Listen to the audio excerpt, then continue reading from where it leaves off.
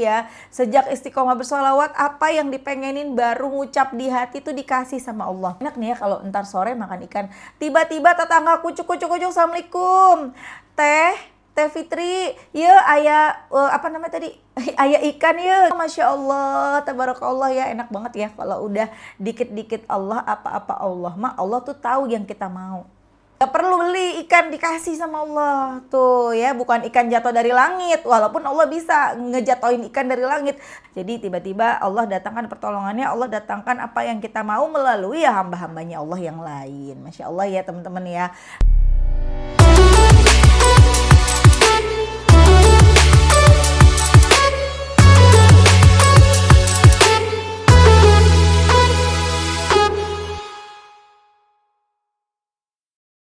Bismillahirrahmanirrahim. Alhamdulillahirabbil alamin. Allahumma sholli ala sayyidina Muhammad wa ala ali sayyidina Muhammad. Assalamualaikum warahmatullahi wabarakatuh. Halo teman-teman, apa kabar? Mudah-mudahan teman-teman selalu dalam lindungan Allah Subhanahu wa taala. Amin ya rabbal alamin. Alhamdulillah, kali ini aku akan sharing lagi pengalaman sholawat dari teman-teman kita. Tapi sebelumnya buat teman-teman yang punya kisah keajaiban sholawat, langsung aja kirim ke email aku meliza.arnelia@gmail.com. Kalau bingung cara kirim email gimana? Ini caranya. Nah, kamu klik Gmailnya, kemudian kamu klik tulis. Nah, di kepada tuh kamu masukin atau ketik email yang kamu tuju. Email aku meliza.arnelia@gmail.com. Kalau udah, kamu ketik di bagian subjek itu judulnya testimoni atau dikosongin juga boleh.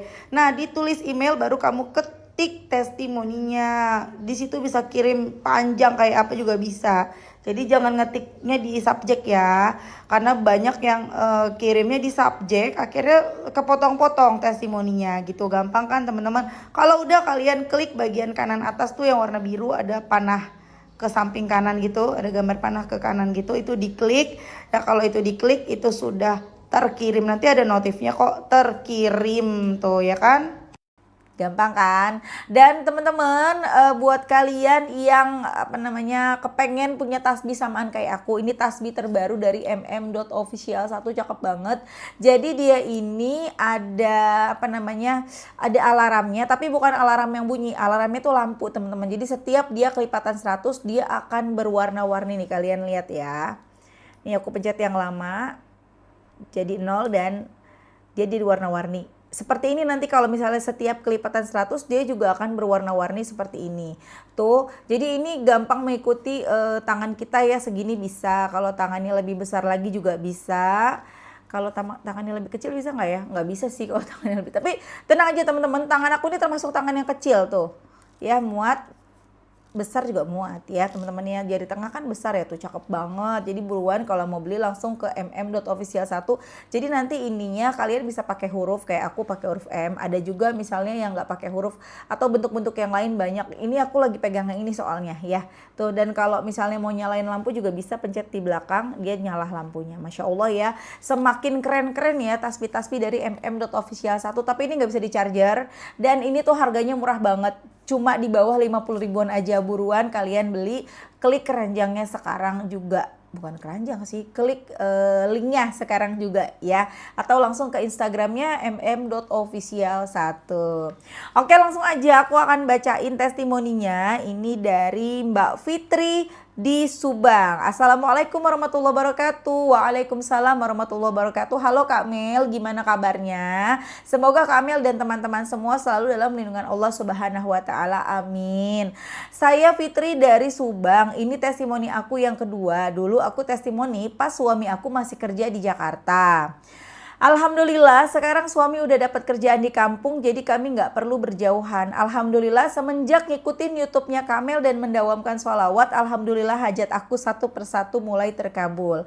Dari mulai dalam hati lagi pengen makan sama ikan, pas sore tetangga ngasih ikan. Terus kalau lagi butuh buat bayar amanah, alhamdulillah selalu ada rizkinya. Dan di saat aku berdoa supaya suami aku dapat kerjaan yang dekat dari rumah, alhamdulillah terkabul Kamel. Tapi pas suami hari pertama masuk kerja kami diuji, mertua masuk rumah sakit, sorenya anak pertama kami juga masuk rumah sakit. Di satu sisi kami sangat bahagia karena suami dapat pekerjaan, tapi di sisi lain kami sangat sedih karena Kak Mel karena anak dan mertua sakit. Tapi sekarang alhamdulillah udah membaik. Insya Allah kami akan selalu sabar dalam menghadapi semua ujian yang diberikan Allah kepada keluarga kami. Amalan yang selalu saya dawamkan setiap habis sholat, baca surat Al-Insyirah 40 kali, sholawat adrikni dan sholawat munjiat Kak Mel. Segitu dulu testimoni dari aku ya Kak Mel. Semoga Kak Mel dan kita semua selalu dalam lindungan Allah Subhanahu wa taala. Amin.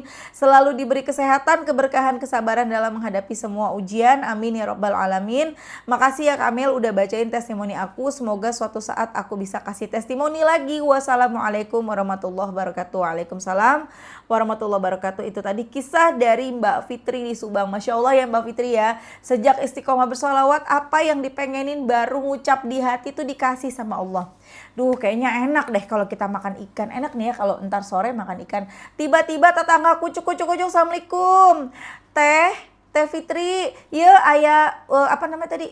Ayah ikan ya gitu ya. Ayah iwak, bener gak sih bahasanya gitu ya. Ini ada ikan nih, wah Masya Allah, tabarakallah ya. Enak banget ya kalau udah dikit-dikit Allah, apa-apa Allah. Allah tuh tahu yang kita mau.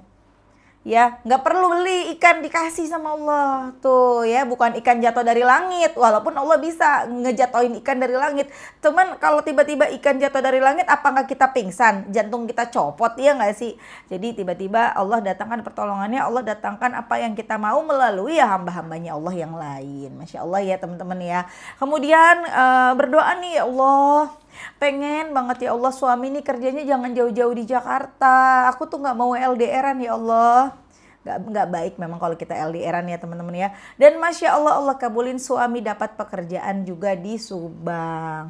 Akhirnya nggak jauh-jauhan lagi, nggak LDRan lagi. Cuma di saat hari pertama suami Mbak Fitri bekerja, di hari itu 2 anggota keluarganya sakit. Yang pertama mertuanya masuk rumah sakit, kemudian sore harinya anak masuk rumah sakit. Ya begitulah hidup. Ya beginilah hidup ya. Kita hidup itu tidak akan pernah jauh-jauh dari yang namanya ujian. Dan jangan salah, kebahagiaan, kenikmatan, kesenangan ya, entah itu dalam bentuk duit atau apapun kabar gembira, itu juga merupakan ujian. Jadi ujian bukan hanya sesuatu yang bikin kita sedih, bukan sesuatu yang bikin kecewa. Ya, ujian juga bisa dalam bentuk kebahagiaan. Ya teman-teman, jadi makanya aku selalu khawatir ketika aku baru dapat rezeki nomplok atau aku baru dapat kabar gembira apa gitu. Dari situ aku sebenarnya khawatir. Aku sering bilang sama teman-teman ya, mungkin kalau kalian masih ingat, aku justru khawatir, aduh abis ini mau ada apa lagi ya. Karena abis seneng pasti sedih. Dan abis sedih pasti seneng. Kalau aku lagi sedih, nah aku seneng tuh. Senengnya kenapa? Karena aku yakin banget abis ini pasti aku seneng. Jadi kalau teman-teman sekarang yang lagi pada nonton, yang lagi pada sedih, ya Allah begini amat hidup ya Allah, tenang aja. Bentar lagi kamu seneng. Tapi kalau kamu sekarang lagi pada seneng, siap-siap deh tuh kan Bamel nakut-nakutin ya. Tapi kan memang seperti itu hidup. Tapi setidaknya kalau kita udah istiqomah sholawatan, udah pasti nih orang yang udah istiqomah sholawatan itu udah insya Allah gak bakal ninggalin sholat. Dia udah bener tuh, sholat tuh dia tuh. Udah selalu deket sama Allah, ketika masalah datang ya sedih, tapi bisa menjalaninya dengan tenang. Beda sama waktu dulu belum sholawatan. Masya Allah banget teman-teman ya.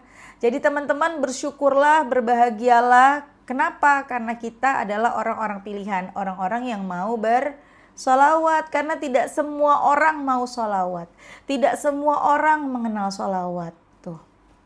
Ketika kita bersolawat, entah itu solawat pendek, entah itu kita baca munjiat dan lain-lain, kita kan selalu menyebut nama Allah. Shallallahu ala Muhammad, ya Allah berikanlah rahmat kepada Nabi Muhammad. Kita selalu menyebut nama Allah, berarti kita selalu mengingat Allah. Nah kenapa kita menjadi tenang? Kan banyak orang yang Mbak, aku setelah sholawatan kena. Ya karena kita selalu mengingat Allah. Kita selalu menyebut nama Allah. Udah nyebut nama Allah, nyebut nama kekasihnya juga. Shallallahu ala Muhammad, ya Allah berikanlah rahmat kepada Nabi Muhammad.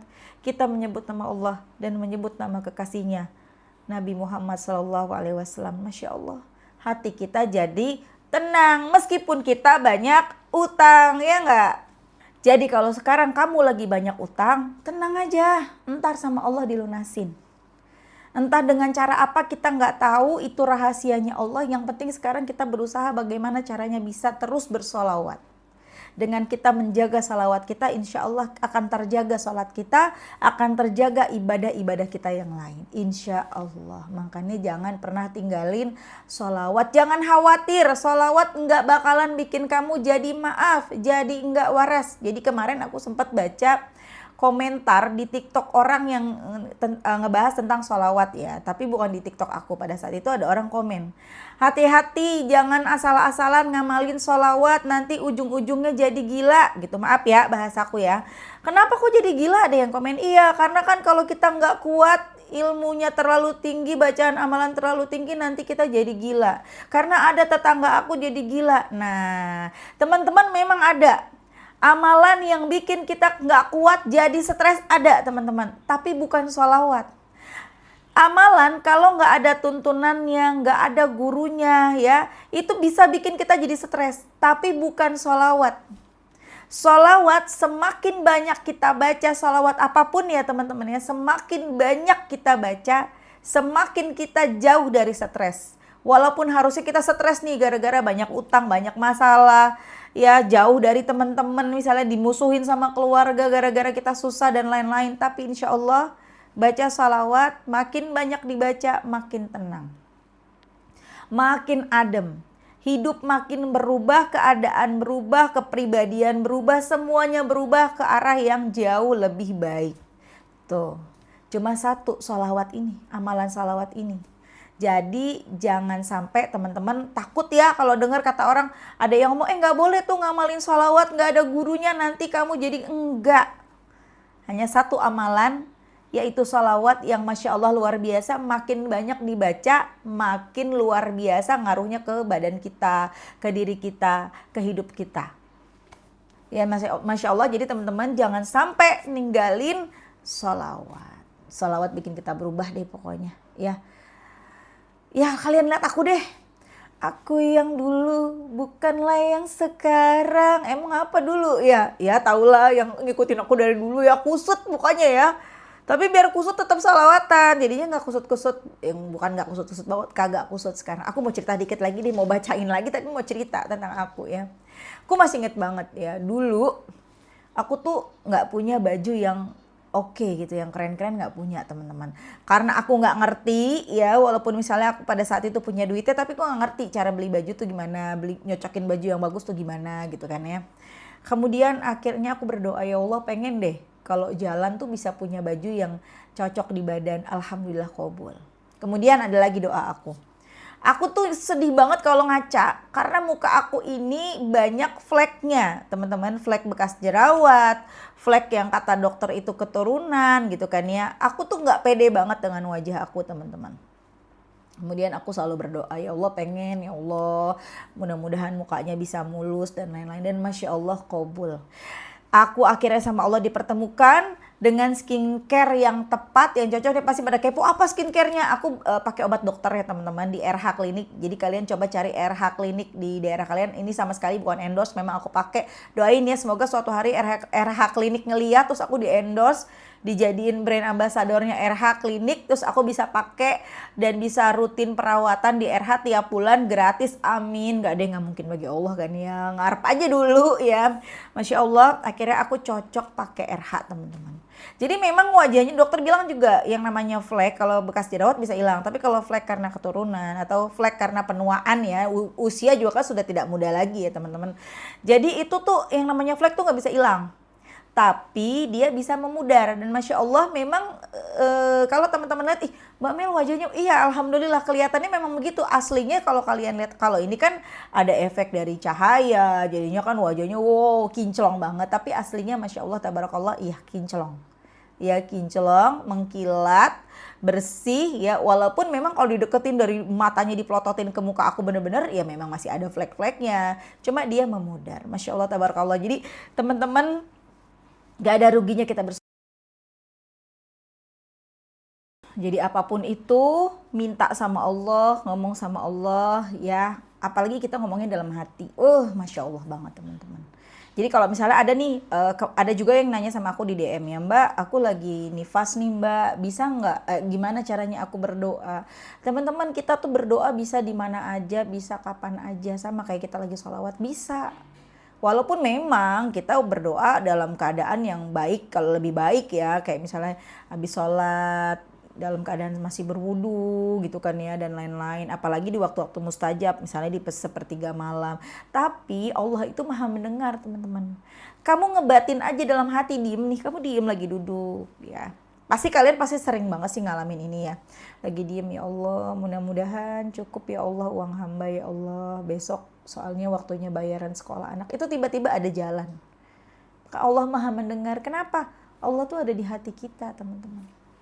Tuh, Masya Allah kan? Allah ada di hati kita. Setan itu bisa masuk ke badan kita dari mana aja. Allah mengizinkan iblis, setan ini masuk mengganggu kita, masuk lewat mata, hidung, mulut, dari mana aja dia bisa.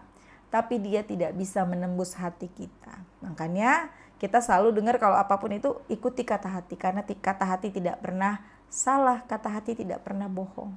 Pasti teman-teman adalah pernah mikir gini ya, kayak misalnya di hatinya tahu harusnya teman-teman tuh A gitu loh. Harusnya atau gini, atau misalnya teman-teman harusnya bangun malam nih. Kan kadang kita suka ada bisikan-bisikan yang baik gitu ya. Udah bangun, ayo sholat tahajud, bangun. Gitu kan. Tapi langsung badannya kayak aduh, atau pikirannya aduh tapi masih jam segini, ngantuk banget tadi baru tidur. Tapi di hati ayo sholat dulu sebentar, tahajud dulu gitu ya. Tapi kalau misalnya teman-teman ngikutin kata hati, Masya Allah ya, itu benar tuh jalannya, ikutin. Tapi kalau ntar deh masih ngantuk, ya itu nggak diikutin kata hatinya gitu loh teman-teman. Pasti teman-teman adalah pernah ya, kayak misalnya di depan mata nemu handphone misalnya, bagus nih, ada iPhone nih 16 Pro Max nih misalnya. Kemudian kata hati, jangan diambil. Tapi aduh kapan lagi? Iya nggak? Kapan lagi nih kalau beli mahal banget nih, kapan lagi? Nah di hati tuh harus diikutin, jangan. Tapi kalau ketika teman-teman tetap ngambil, teman-teman pasti tetap tahu hati kecil tidak pernah bohong. Atau ada lagi, ini untuk para mohon maaf ya yang ngelakuin kesalahan, yang ngelakuin kejahatan. Udah tahu nih misalnya ini suami orang nih, dia tahu itu suami orang ya. Tapi hati kecilnya tahu aku nggak boleh nih ngerebut suami orang misalnya ya. Kemudian karena kan ada kisah-kisah begini juga ya. Aku tahu ini nggak baik, ini nggak bener gitu kan ya. Tapi pikiran ngomong, tapi apa aku salah? Aku juga berhak bahagia, aku juga pengen bahagia. Demi anakku, demi keluargaku. Udah biarin terusin. Yang penting mereka bahagia, yang penting anak bahagia, keluargaku bahagia, orang tuaku bahagia. Nggak apa-apa deh aku dosa. Nah itu salah banget ya. Ada nggak yang pikirin? Nggak ada, mudah-mudahan nggak ada, jangan sampai ya. Tapi ya ini mudah-mudahan didengar nih sama para mohon maaf yang suka ngerusak rumah tangga orang, yang suka ngeganggu rumah tangga orang lain, yang suka ngelihat rumah tangga orang lain kayak enak banget sih hidupnya dia, dapat suaminya yang baik, yang gini, yang itu, yang ini itu gitu ya, sehingga berusaha untuk merebut seseorang, suami orang itu. Nauzubillah. Aku tahu ya pasti orang-orang itu hatinya tahu itu salah gitu loh. Tapi dia ya sudah, dia membohongi dirinya sendiri, dia tidak mengikuti kata hatinya sehingga dia menjalankan apa yang menjadi keinginannya. Beralasan dengan pengen untuk nyenengin anaknya, untuk nyenengin orang tua. Nauzubillah. Jangan sampai ya teman-temannya, kok kita jadi bahas-bahas ke situ-situ ya. Ya karena ya seperti inilah contohnya. Jadi teman-teman, kalau teman-teman lagi ada sesuatu, ada pilihan, ikuti kata hati. Karena kata hati tidak pernah salah. Makanya ketika kita berdoa, dalam hati aja ngebatin, Allah dengar. Sholawatan ngebatin aja, udah capek mulut komat kamit, di hati aja. Dibatin, Allah tahu, Allah dengar tuh, Masya Allah ya. Oke teman-teman, makasih udah nonton, semoga bermanfaat dan jadi motivasi buat teman-teman. Kita doakan semoga Mbak Fitri di Subang lancar terus rezekinya, dimudahkan segala urusannya, bahagia selalu dunia akhirat. Teman-teman juga yang pada nonton, yang pada punya utang-utangnya lunas ya. Yang lagi nunggu kabar baik, semoga kabar baiknya segera datang. Amin, amin ya rabbal alamin. Jangan pernah tinggalin sholawat. Assalamualaikum warahmatullahi wabarakatuh.